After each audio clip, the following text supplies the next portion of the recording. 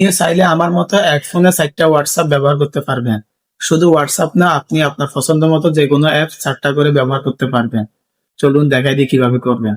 এক ফোনে 4টা হোয়াটসঅ্যাপ আপনি চাইলে আরো বেশি চালাতে পারবেন। এই অ্যাপ দিয়ে আপনি যে কোনো অ্যাপে আনলিমিটেড বার ক্লোন করে নিতে পারবেন। একই ফোন দিয়ে আপনি একাধিক অ্যাকাউন্ট চালাতে পারবেন, যেমন game app, social media app সব আলাদা আলাদা ভাবে চালাতে পারবেন, আর প্রাইভেসিও সেফ থাকবে।